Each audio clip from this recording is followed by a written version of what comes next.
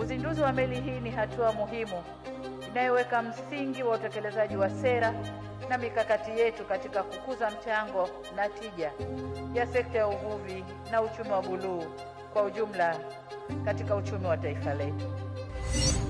Wewe ni mama, mama wa hili taifa.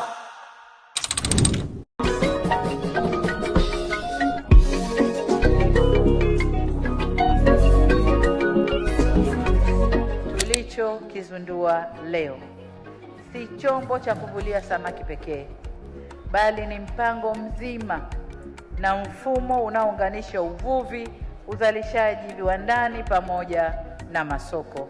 Ndicho tulichokizindua leo, na naomba safari hiyo ianze kwa kasi sana, Mheshimiwa Waziri na wote mlioko wizarani.